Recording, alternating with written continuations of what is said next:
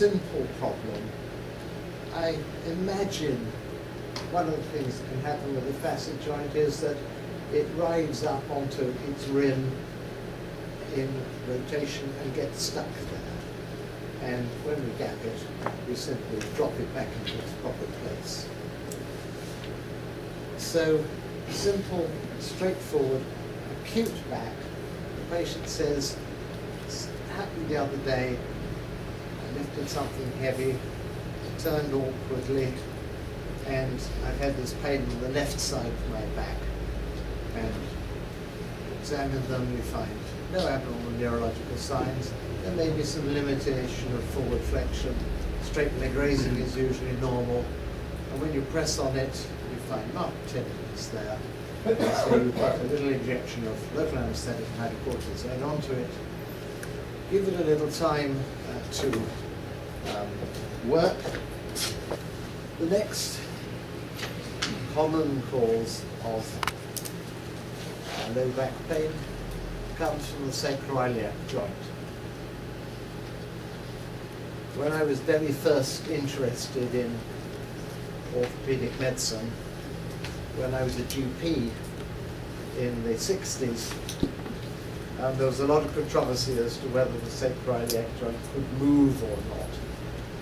And at a conference, we were shown a cine X-ray film of a girl's skeleton doing the twist. And the amount of radiation she must have received doing this, I don't know, it went on for several minutes. But you could very clearly see her sacroiliac joints moving. And everybody who's into osteopathy knows that the sacroiliac joint moves anyway. And the reason you get problems with the sacroiliac joint is that it has knobbles on the inside, and when it is displaced, the knobbles move over and get stuck. And it can take quite a little bit of a thrust to get them to pop apart and drop back into the correct place. When the sacroiliac joint is out of place, the short posterior sacroiliac ligaments, which are short, tough, are pulled askew. And if you pull a short, tough ligament askew, it immediately reacts with inflammation. The patient with a sacroiliac problem, again, will usually be able to give you a reason for it happening. They lifted a sack of pea. They bent over into the back of the car awkwardly and lifted a case of wine out. There's usually a history of a twisting strain on the pelvis, which results in the joint shifting out of place.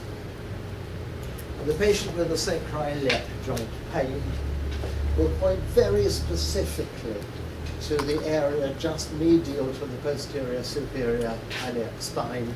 They'll say that's where it is. It may radiate a little bit into the buttock. It commonly radiates into the groin. And I had deep suspicion as to how many of the groin strains that one hears about with athletes and ordinary people are actually anything to do with the groin. I find very seldom is there really anything wrong in the groin. An awful lot of groin pain. I think most groin pain probably comes from the sacroiliac.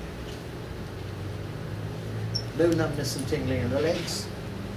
Normal straight leg raising. They commonly bend down to their toes without any difficulty. Muscles and reflexes and sensation all quite normal.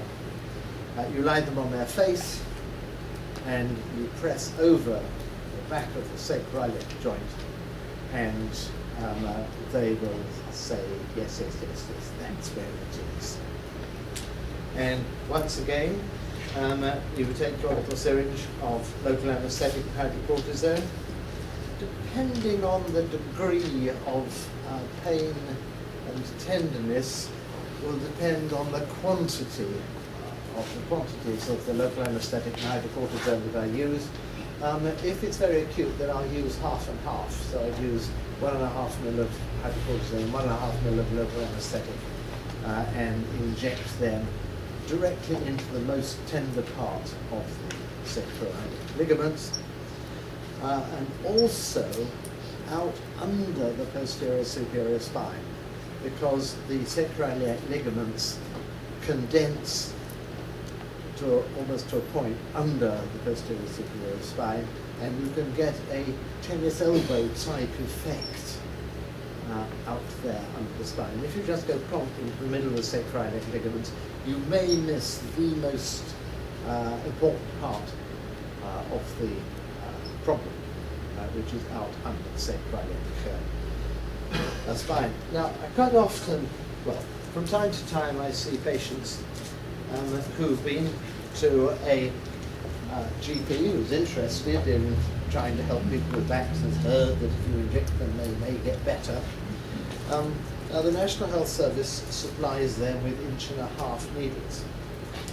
It does not supply, to the best of my knowledge, with 2-inch needles, or even with 3.5-inch needles.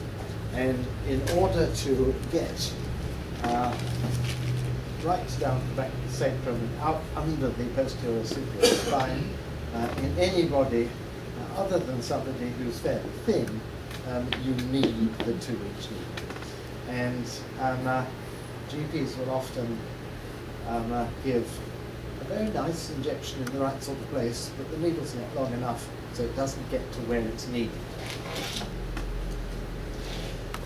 When you've done your injection, once again, you give them a nice bit of vibro massage, and that just gives the local anaesthetic time to take effect. Think how long it takes when you have a dental anaesthetic.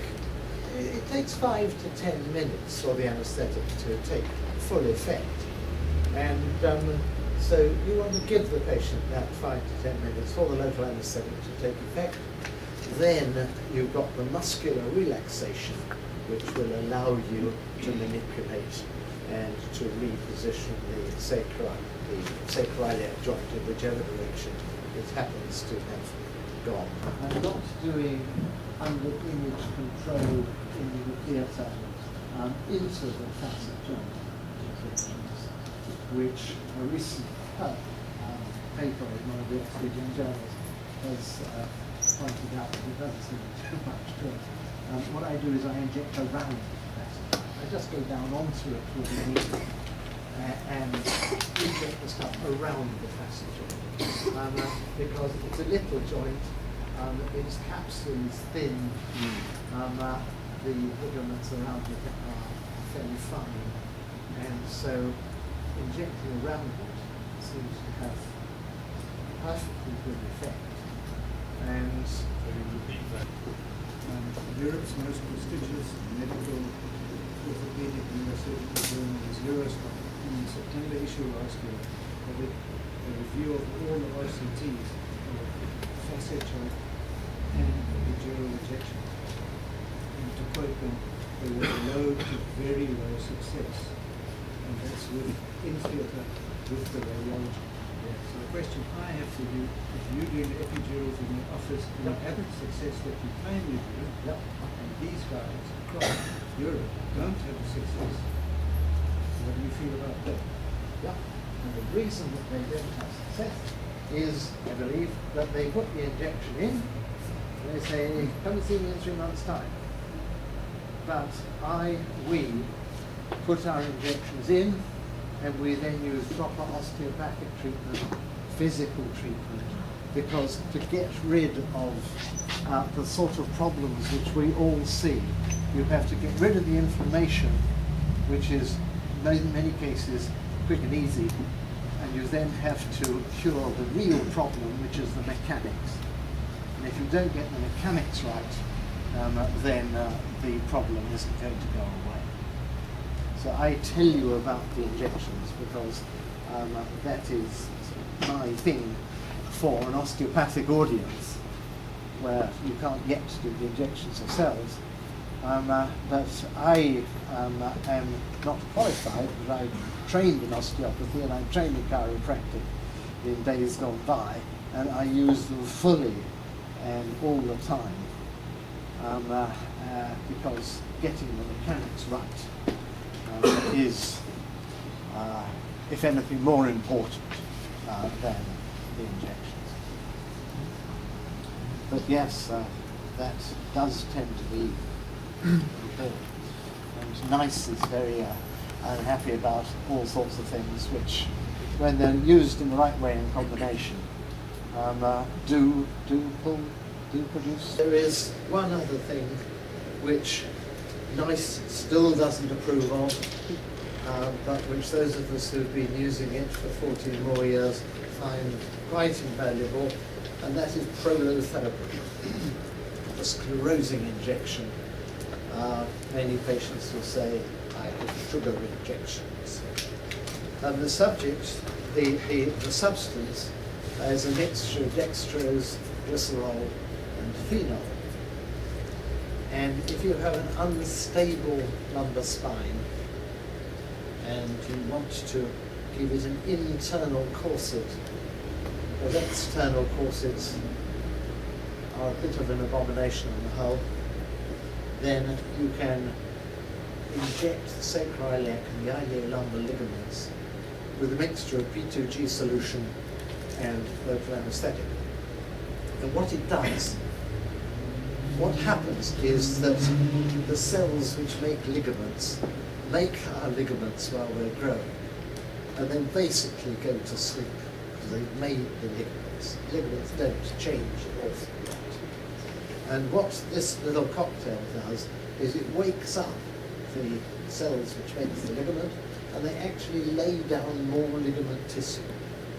And if you put a needle into the back of somebody who's had a proper course of sclerosing injections, 6, 9, 12 months later, you can feel the difference in the toughness of the ligaments. And you inject the iliolumbar, the sacroiliac, and the interspinous ligaments with this mixture of P2G and local anesthetic on 6 occasions on both sides at 1 to 2 week intervals. And it can be quite life-saving for patients who've had years and years and years of pain, who've had all the treatments available, and you give them a course of sclerosing injections, and the pain goes. And I have patients who come to me from orthopedic physicians who've retired now, who say, Dr. Watson, Dr. Bauer gave me a course of the sugar injections, and it was an absolute lifesaver. And I need to pop up now, because after 2, 3, 4, 5, sometimes longer years, the ligaments have relaxed and stretched a little bit, and they just need tightening up again. And so there's prolotherapy, another very useful weapon in the back treatment armory.